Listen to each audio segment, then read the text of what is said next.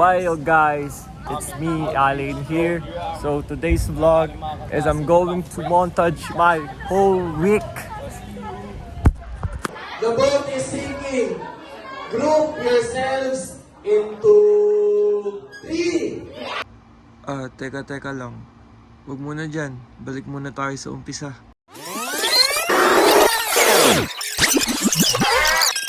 So, madaming na-occupy yung isang vehicle.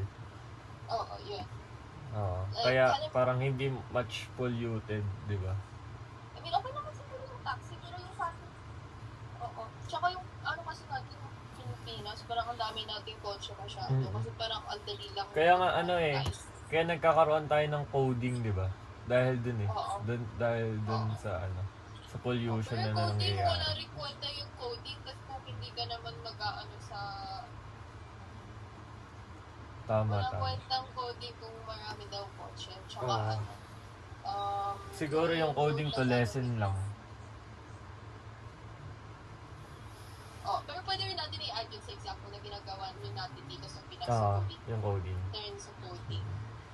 Kaya tingnan mo yung mga yung mga except sa coding is yung mga hybrid.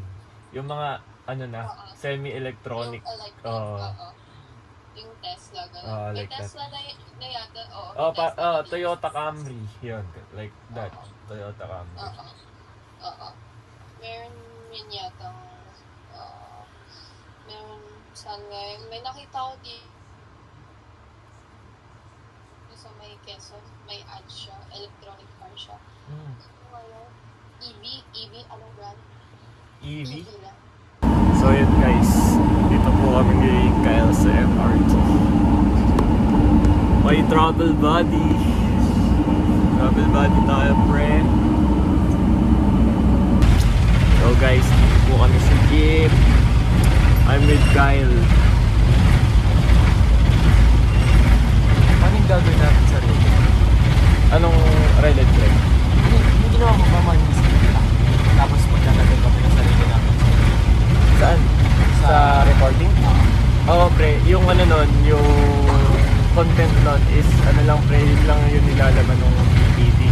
Tapos kahit mag-give na lang kayo ng example or some self-explanations para maintindihan nila Miss Jessa. Ganun na naman yun. Tapos mamaya pre, picture na din kita sa sa PPT to.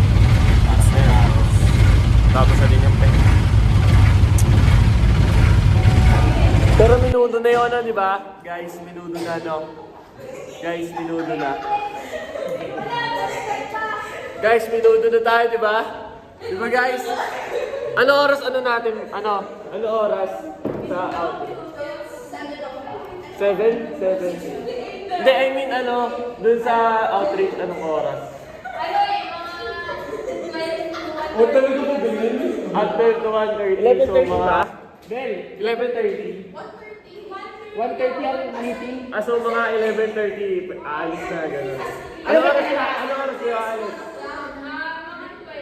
12. Mga 12 nandito na tayo.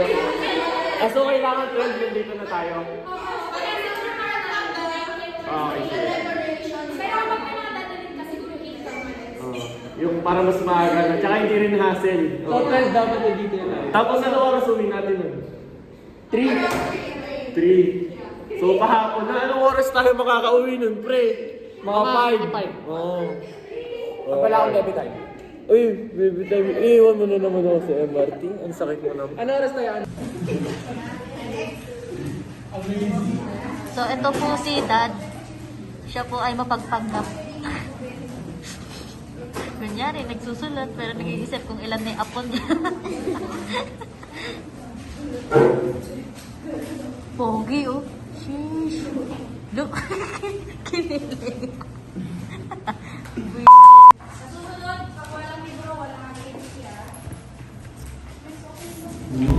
So, nandito po kami, part 6 na po. It's already 6 o'clock. So, ganito po yung situation namin. Standing ovation po kami. Ganyan po ang situation kada 6 o'clock. Kada 5 ng dismissal ako. May papasok ba bukas? Ha? May papasok ba bukas? Ano may papasok? Like, deadline. Papasok. Ay, yung natin? Relate. Oo, relate. Gagawa ko pala ako explanation. Mga beta na lang, pre. Hindi na lang ako gagawin natin. Paano yung Earthside? Kailan yung Earthside, Friday? Friday, ng 12 o'clock ng madaling araw. Gen Mat din. So, ganun din. So, gawin na lang natin mamaya pag Friday. So, yung PPT, tapos kahit bukas tayo record, di ba? Ganun na lang sila. Magagawa natin lahat yan. Wala lang. Yan, so dahil Feliz Navidad! nag-example yung for Christmas, yung sila. Oh, yun, pwede yun. All I want for Christmas. Parang okay na yan eh. Yung yung Live Love Party, kahit hindi na lang ko kaya yung sa Live Love Party. Alam mo yun? Yung dance na yung Live Love Party. The one I said. Ayun, hindi ba yung sila, di ba? Sige, okay na yun. Tapos siguro, yung sa Christmas song, anong kakantayin natin? Ay, wait, I didn't say Feliz it. Navidad na ba yung kakantahin? Ha? Feliz Navidad na. Tapos we're thinking of one more. One more song pa. Yan, tapos isa pa. So, bali 3 songs ang mangyayari. Dalawa. Dalawa lang. Okay. Feliz Navidad din. Hindi Tapos pa i-transition undecided sa pa yun. next. Siguro, ano,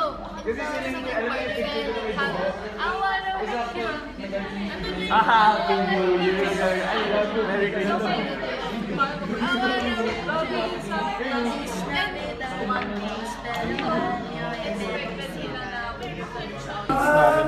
Ang title po namin is Pamasko, Makandog Sa'yo. Ito po, ayan po yung title po namin, Pamasko, Makandog Sa'yo. Tapos, ang mag-opening prayer po is ako. Then, ang host po namin is, ako din po and si Evan. So, kami po yung mag-open ng remarks. Tapos, magkakaroon po kami ng And who is energizer. the closing remark? Ang closing remark po namin, kami din po, dalawa ni Evan po. And yung who is host the MC? po. Kami din po, kami po yung host po Okay. nung mangyayari pong program for Kids Comics. Okay. Ayun po. Tapos yun, marami pong... So, paki-update na lang yung other members of the committee regarding their past. Okay? Yes, ma'am. Sige po. Okay, sige. Ano ba yun? May pasayo-sayo. Hey! Hey! Thank you, miss! Miss!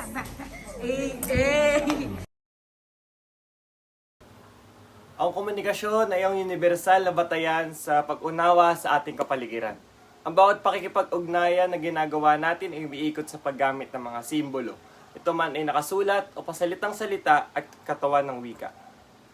May kaakibat na kahulugan ang mga salitang ito.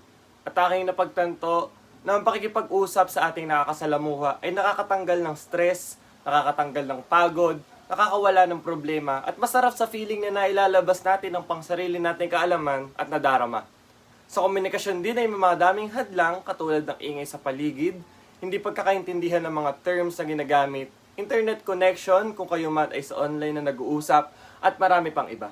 Siguro ang strength ko sa pagiging speaker ay kaya kong ilabas lahat ng aking nararamdaman, kaya ko sabihin lahat dahil ako yung tao very vocal sa tao. Dahil gusto kong maintindihan nila ang aking saloobin dahil alam ko ang pakiramdam ng taong hirap maglabas ng saloobin. Ito ay humahantong sa hindi pagkakaintindihan. Pangit din ito sa isang pakikipag-usap dahil hindi alam ng tagapakinig kung ano ang totoong nararamdaman ng tagapagsalita. Ang weaknesses ko naman, siguro ay minsan nahihirapan ako i-deliver ng maayos yung gusto kong sabihin. Kaya ang nangyayari ay nami-misinterpret nila ang aking gustong sabihin.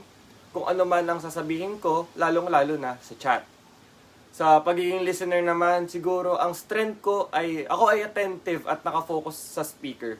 At ako yung taong pipilitin kong intindihin hanggang sa maabot ng aking makakaya upang malaman ko ang gusto niyang iparating at ang kanyang saloobin.